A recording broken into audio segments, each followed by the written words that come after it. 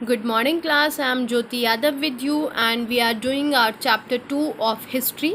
In last video, we discussed about the land grants, and in this video, we will discuss about warfare for wealth. यानी कि wealth के लिए, धन के लिए जो भी warfare किए गए, जो भी wars लड़ी गई, उनके बारे में हम यहाँ पर डिस्कस करेंगे अपने इस वीडियो में. So you may have noticed that each of these ruling dynasties were based in a specific region. तो स्टूडेंट जैसे कि हमें पता है हमारे चैप्टर का नेम ही है न्यू किंग्स एंड किंगडम्स. तो यहाँ पर ये तो हमें पता था कि नए नए जो किंग्स हैं वो आ रहे थे, नए नए किंगडम्स सेटअप हो रहे थे. अब ये क्या था, इनकी जो डायनेस्टीज़ थी, वंश थे, वो एक स्पेसिफिक रीजन तक बेस्ड थे. जैसे कि मान लिया कर्नाटका का जो किंगडम है वो किसी और के पास है, बाकी अगर हम साउथ में जाएं तो वहाँ का किसी और के पास है, नॉर्थ में जाएं किसी और के पास है, ईस्ट में जाएं किसी और के पास है, वेस्ट में जाएं तो ऐसे इस तरह से जो रीजन्स थे वो क्या थे, डिवाइडेड थे. कुछ स्पेसिफिक रीजन्स को कंट्रोल किया करते थे जो भी किंग्स हुआ करते थे. लेकिन क्या हुआ, उसी टाइम पर उन्होंने अपने एरिया के साथ साथ दूसरे एरियाज़ को भी कंट्रोल करना शुरू कर दिया. उन्होंने ट्राई किया कि उनके पास अपने जो एरियाज़ हैं वो तो हैं, लेकिन अगर दूसरे एरियाज़ को भी वो अपने कंट्रोल में ले आते हैं तो उनकी जो वेल्थ है वो बढ़ेगी. वहाँ से भी जो टैक्सेस वगैरह हैं वो उनको ज़्यादा मिलेंगे. वहाँ का जो ट्रेजर होगा यानी कि ट्रेजरी होगी, खजाना होगा, वो भी उनके कंट्रोल में आ जाएगा. तो इस बेसिस के लिए यानी कि इस मोटिव के साथ उन्होंने दूसरे एरियाज़ को भी कंट्रोल करने का ट्राई किया. Okay, so look here, one particularly prized area was the city of Kannauj. Kannauj के बारे में आप सुनोगे, उस टाइम का बहुत ही ज़्यादा प्रॉस्पेरियस ये राज्य हुआ करता था, बहुत प्रॉस्पेरियस सिटी थी कन्नौज. तो इसलिए ज़्यादातर जो किंग्स थे उनका ये ट्रायल रहा करता था कि वो कन्नौज को अपने कंट्रोल में ले आएँ. तो कन्नौज के बारे में इसीलिए बताया गया है कि एक उनमें से रीज़न कन्नौज भी था जिसके ऊपर बहुत सारी जो डायनेस्टीज़ थी वो अपना कंट्रोल करना चाहती थी. अब ऐसा क्या था कन्नौज में कि इतने सारे जो राजा थे वो चाहते थे कि कन्नौज में हमारा कंट्रोल आ जाए. तो देखो यहाँ पर कन्नौज जो था वो गंगा वैली में सिचुएटेड था. गंगा वैली में सिचुएटेड था. अभी भी आप देखोगे कि जो गंगा वैली वाले पार्ट्स हैं वो क्या है, वो बहुत ही ज़्यादा फर्टाइल एरिया है. वहाँ पर क्रॉप प्रोडक्शन ज़्यादा होता है और वो रहने के लिए भी इजी है ना. और वहाँ पर नदियाँ भी हैं तो कम्युनिकेशन के लिए इजी है. तो ये सारी चीज़ें जो थी वो फेवर में थी कन्नौज के, और इसीलिए एक प्रॉस्पेरियस सिटी रहा है उस टाइम का. 4 centuries rulers belonging to the Gurjara, Pratihara, Rashtrakuta and Pala dynasty fought for control over Kannauj. तो कई सेंचुरीज तक जो रूलर्स थे जो कहाँ से थे, गुजारा प्रतिहारा से, या फिर जो राजपूत थे और पाला डायनेस्टी थी, वो क्या थे, वो आपस में लड़ते रहते थे कि कन्नौज के ऊपर हमारा कंट्रोल हो जाए. तो यहाँ पर आपने देखा 3 डायनेस्टीज जो थी वो आपस में लड़ती रहती थी. राजपूट्स हो गए, पाल हो गए, और गुर्जर प्रतिहार्स हो गए. ठीक है, तो ये 3 डायनेस्टीज थी जो आपस में लड़ती रहती थी, किसके लिए, कन्नौज के कंट्रोल के लिए. अब क्योंकि ये 3 पार्टीज थी, because there were 3 parties in this long drawn conflict. इस कॉन्फ्लिक्ट में कितनी पार्टीज थी, 3 के बारे में मैं बात की, गुर्जर प्रतिहारा, राजपूत और पाल डायनेस्टी. तो इसीलिए जो हिस्टोरियंस हैं इन्होंने इसको क्या डिस्क्राइब किया है कॉन्फ्लिक्ट को, ट्रीपैटाइट स्ट्रगल, यानी कि त्रिध्रुवीय स्ट्रगल जो 3 डायनेस्टीज के बीच में थी. तो इसलिए इसको ट्रीपैटाइट स्ट्रगल का नाम दिया गया. Okay, so as we will see, rulers also tried to demonstrate their power and resources by building large temples. तो ये भी हमने अपने 6th क्लास में भी इसके बारे में पढ़ा था कि जो रूलर्स हुआ करते थे वो क्या करते थे, वो अपनी पावर शो करने की कोशिश क्या करते थे, किसके थ्रू, टेम्पल्स बनवाकर. बड़े बड़े टेम्पल्स बनवाए. जितना बड़ा टेम्पल बनवाया राजा ने उतना ही उसकी पावर का अंदाज़ा लगाया जा सकता था कि भाई इसके पास तो बहुत पैसा है, बहुत पावर है, क्योंकि इसने क्या किया, इतने बड़े बड़े टेम्पल्स बनवाए हैं, रिसोर्सेज बनवाई हैं, है ना, जैसे कनाल्स वगैरह बनवा दिए. तो उससे उनकी जो पावर थी उसका अंदाज़ा लगाया जाता था. So when they attack one another's kingdoms they often choose to target temples which were sometimes extremely rich.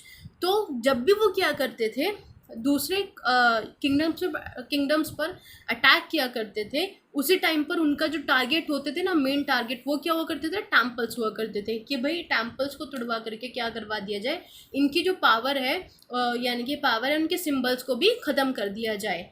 तो कई बार क्या हुआ, जब टेम्पल्स में क्या हुआ, कई सारे टेम्पल्स आप देखोगे बहुत सारा सोना लगा हुआ है, मूर्तियाँ सोने की बनी हुई हैं, है ना, ज्वेल्स वगैरह लगे हुए हैं. तो इससे क्या हुआ करता था, उससे उनको वेल्थ भी मिला करती थी, और कई बार केवल टेम्पल्स पर इसलिए भी अटैक किया जाता था ताकि वहाँ से वेल्थ उनको मिल सके। तो चैप्टर 5 में हम इसके बारे में डिटेल में पढ़ेंगे। ओके, नेक्स्ट अपने पैराग्राफ पे हम आते हैं। One of the best known of such rulers is Sultan Mahmud of Ghazni Afghanistan.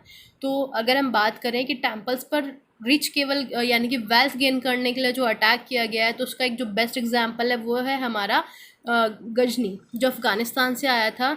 उसने रूल किया इंडिया के ऊपर 997 से लेकर 130 तक, और अपना जो कंट्रोल था उसने सेंट्रल एशिया, ईरान और नॉर्थ वेस्टर्न पार्ट जो थे वहाँ तक बढ़ा लिया था। सब कॉन्टिनेंट यानी कि उस टाइम पर जो इंडिया था वो केवल इंडिया नहीं था, बल्कि नेपाल, चाइना, ये सब यानी कि अफ़गानिस्तान, पाकिस्तान, इन सब के भी बहुत सारे पार्ट्स उसके अंडर में आया करते थे, तो इसलिए इसको सब कॉन्टिनेंट बोला जाता था। तो उसने क्या किया, ये सारे जो एरियाज थे उनके ऊपर अपना कंट्रोल कर लिया। उसके बाद उसने क्या किया, he raided the subcontinent almost every year, his targets for wealthy temples. तो गजनी जो था उसका जो मेन टारगेट हुआ करते थे वो क्या हुआ करते थे, वेल्दी टेम्पल्स हुआ करते थे जहाँ से उसको ज़्यादा वेल्थ मिल सके।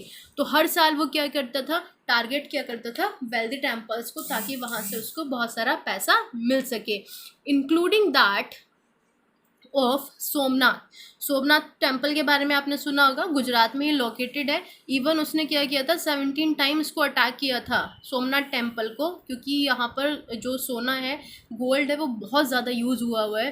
तो उसको उसने बहुत बार अटैक किया, 17 टाइम उसने अटैक किया, ताकि वो वहाँ से क्या कर सके, जो वेल्थ है उसको गेन कर सके। So much of the wealth Mahmud carried away was use to create a splendid capital city at Ghazni.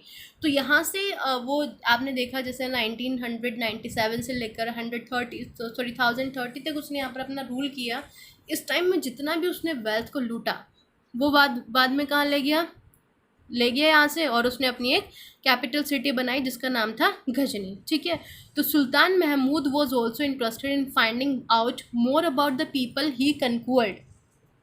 तो जो सुल्तान महमूद था वो यहाँ के लोगों के बारे में भी जानना चाहता था कि यहाँ के जो लोग हैं जिनको उसने कन्क्वर किया है वो किस तरह के हैं, and interested a scholar name Al Biruni to write an account of the subcontinent. इसके लिए उसने क्या किया, उसने एक स्कॉलर को अपॉइंट किया जिनका नाम था अल बरूनी।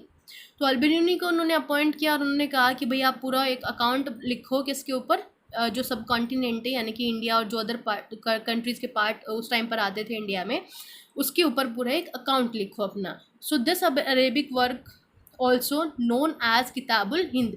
तो जब उसने क्या किया, अपना पूरा अकाउंट लिखकर महमूद गजनी को दिया, उस बुक को किसके नाम से जाना गया, किताबुल हिंद के नाम से जाना गया। इसमें क्या बताया गया, remains an important source of historians. तो हिस्टोरियंस हमेशा इसको एक इम्पोर्टेंट सोर्स यानी कि जब भी वो हिस्ट्री के बारे में जानना चाहते हैं इस टाइम के, तो ये बहुत ज़्यादा इम्पोर्टेंट बुक है उनके लिए, जिससे वो उस टाइम का बहुत सारी इंफॉर्मेशन उनको मिल जाती है। He consulted Sanskrit scholars to prepare this account. उसने क्या किया, जो अल बरूनी था वो क्या था, वो यहाँ पर आया तो था, जो गजनी था वो उसको एक कंट्री पे उसने अटैक किया था गजनी ने, वहाँ से वो उसको अपने साथ लेकर के आया था, तो उसको इंडिया के बारे में बहुत ज़्यादा पता नहीं था। तो जो अल बरूनी था उसने क्या किया, जितने भी संस्कृत स्कॉलर्स थे इंडिया में उनसे ये कंसल्ट किया कि भाई जो उसको एक पूरा अकाउंट प्रिपेयर करना है, किताबुल हिंद लिखनी है, यानी कि उसको यहाँ के बारे में लिखना है। किताबुल हिंद तो उसको बाद में नाम मिला था बुक को।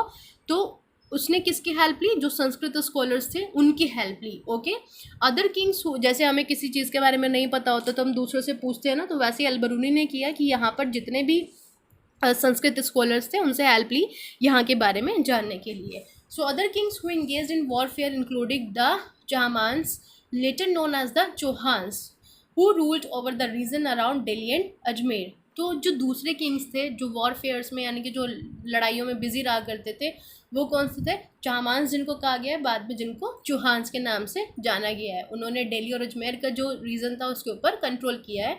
So they attempted to extend their control to the west and the east, where they were opposed by the Chalukyas of Gujarat and the Gadawals of western Uttar Pradesh. तो उन्होंने क्या किया, जो चौहान थे उन्होंने दिल्ली और अजमेर के अलावा वेस्ट में भी अपना कंट्रोल एक्सटेंड करने की कोशिश की और ईस्ट में भी। तो जिसकी वजह से उनको अपोजिशन यानी कि वहाँ के जो राजा थे उन्होंने उसको अपोज किया। फिर जैसे चालुक्याज हो गए है ना, उन्होंने गुजरात में अपोज किया, वेस्टर्न यानी कि जो वेस्ट में था, और जो गढ़वाल से उन्होंने भी वेस्टर्न उत्तर प्रदेश में इनको क्या किया, अपोज किया। तो जो बेस्ट नोन चौहान रूलर था यानी कि चौहान रूलर था वो कौन था पृथ्वीराज थर्ड। पृथ्वीराज के बारे में आपने सुना होगा, तो वो चौहान वंश का ही शासक था। उसने क्या किया, who defeated an Afghan ruler named Sultan Muhammad Ghori in 1191। उसने मोहम्मद गोरी को हराया था 1191 में, but lost to him the very next year in 1192। लेकिन बाद में उसने क्या किया, बाद में वो मर गया था 1192 में। ओके, तो ये था हमारा आज का टॉपिक स्टूडेंट्स। अपना नेक्स्ट वीडियो में हम अपना नेक्स्ट टॉपिक डिस्कस करेंगे। Thank you.